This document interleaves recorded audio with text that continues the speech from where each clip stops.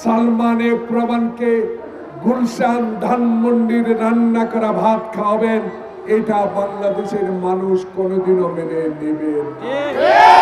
16 বছরে ওই মুজিব কন্যা শেখ হাসিনা ভারতের করদের রাজ্য বানাবার যে ষড়যন্ত্রে আপনি লিপ্ত ছিলেন, বাংলাদেশের ছাত্র জনতার বুকের রক্ত ঢেলে দিয়ে সে আশা বা আপনার চূর্ণ বিচ্ছিন্ন করে দিয়েছে বাংলাদেশের মানুষ।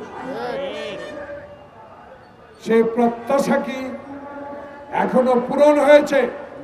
এখনো পূরণ হয় না। আমরা মনে করি পূরণ হবে। আমরা বিশ্বাস করি আপনাকে। এই বিশ্বাসের ঘর আপনি কোনোদিনও ভাঙবেন না।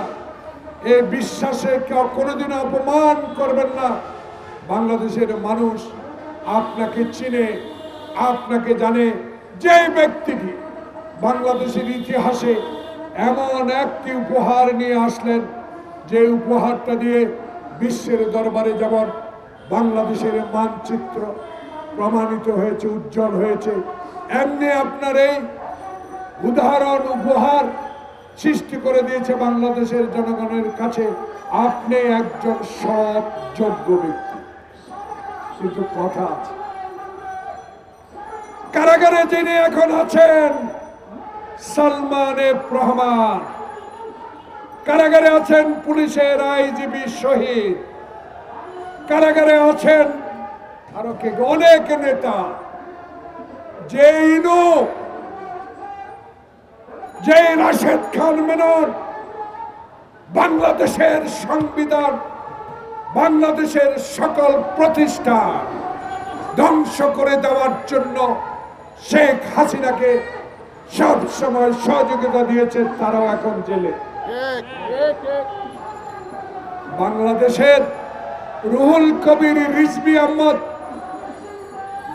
মাটিতে শুয়ে থাকছিল জেলখানায়, আর এখন সালমানে প্রমাণ নাকি তার রুমের মধ্যে এসি লাগাইছে। সালমানে প্রমাণের খাওয়া নাকি গুলশান থেকে যায়। আর 16 বছরে বিএনপির মির্জা ফখরুল ইসলাম আলমগীর সহ অসংখ্য নেতা কর্মীরা জেলখানায় যে নির্যাতনের শিকার হয়েছে, সেটা জনগণ মনে করিয়ে দেয় আপনাকে জনাব স্বরাষ্ট্র উপদেষ্টা। দয়া করুন, আমরা যেমন জেলে 16 বছরে 9 বছর আমি জেলে কাটিয়েছি, কোনদিন বাইরের খাওয়া খেতে পারি নাই। প্রিয় ভাইরা, এখন যদি ছাত্র জনতার আন্দোলনে যেই সরকার প্রধান 3 দিন আগে বলেছে আল্লাহ ছাড়া বাংলাদেশ থেকে তাকে যাওয়ার কোনো সুযোগ নাই, সেই মহিলা চুরি করে পালিয়ে গেছে। কিন্তু আপনারা তার এখনো সহযোগীরা বসে সালমানে প্রমাণকে গুলশান ধানমন্ডির রান্না করা ভাত খাওয়াবেন, এটা বাংলাদেশের মানুষ কোনোদিনও মেনে নেবে। যারা বাবু নাসের মোহাম্মদ রহমতুল্লাহ, আমার বিএনপির অনেক নেতা আপনাদেরকে সাক্ষী করে বলতে চাই, আমাদের কোনো অভিযোগ আপনার বিরুদ্ধে ডক্টর ইউনূস নাই। আমাদের কোনো অভিযোগ আপনার বিরুদ্ধে নাই।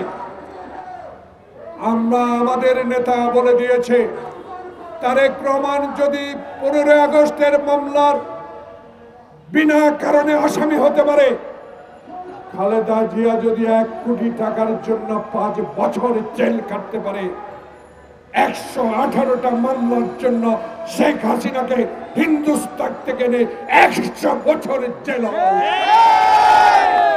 কি পাইছেন?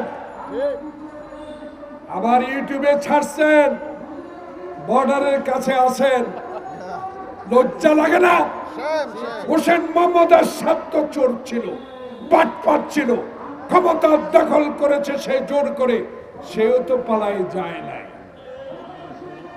আপনার যদি এত অহংকার, আপনার পিতাকে নিয়ে, আপনার পরিবারকে নিয়ে স্বাধীনতা এনেছেন আপনি নাকি? তাহলে পালালেন কেন?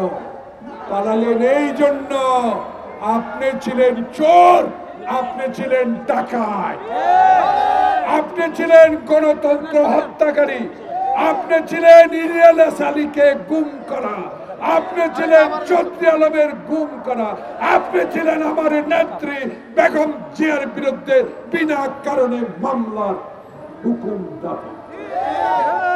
তাই আপনাকে মানুষ, প্রিয় সাংবাদিক বন্ধুগণ, দয়া করে এই কথাটি একটু লিখবেন, প্রচার করবেন।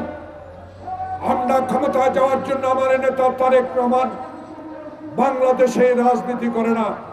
আমার নেতা শহীদ প্রেসিডেন্ট জিয়াউর রহমান বাংলাদেশে একজন মেজর স্বাধীনতা ঘোষণা করে নিজে অস্ত্র হাতে যুদ্ধ করে দেশ স্বাধীন করেছে। সেই নেতার আদর্শের দল বিএনপি, সেই আদর্শ দলের ভারপ্রাপ্ত চেয়ারম্যান তারেক রহমান তিনি বলে দিয়েছে, সময় দিলাম, এই সময়ের মধ্যে মৃত ব্যক্তির ভোট যেন বাংলাদেশে আর না হয়। এই দেশে যেন শাহাবুদ্দিন সাহেবের মতো 91 সালে রশি টানিয়ে যেই নির্বাচন হয়েছে সেই নির্বাচনের ব্যবস্থা করলেই আমাদের নেতা তারেক রহমান জনগণের ভোটে ইনশাআল্লাহ প্রধানমন্ত্রী হবে। বাধা দেওয়ার শক্তি আল্লাহ ছাড়া কেউ নাই। কারণ 16 বছরে 92,000 কোটি টাকা পাচার করে নিয়েছেন। কানাডায় বেগম পাড়া করেছেন, ব্যাংককে বাড়ি করেছেন, দুবাইতে বাড়ি করেছেন। শুনতে পেয়েছি আমাদের সর্বময় ক্ষমতার অধিকারী যিনি আমরা মহামান্য বলি, নাম উল্লেখ করলাম না, তারও নাকি কিছু কিছু আমি ইউটিউবে দেখেছি, কিছু কিছু বাড়ি ঘর নাকি বাইরে দেখা যায়। লজ্জা হয় না? শরম লাগে না? আপনার পিতা 1 মিনিটে হত্যা করেছে, আপনি 16 বছর ধরে বাংলাদেশের মানুষকে হত্যার ষড়যন্ত্র করেছেন, সেই জন্য আপনার বিচার হওয়া উচিত। কোথায় মায়া, কোথায় মতিয়া চৌধুরী, কোথায় আব্দুল হামিদ, কোথায় শাহজাহান খান, কোথায় শামীম ওসমান? আপনাদের চেহারা তো দেখি না।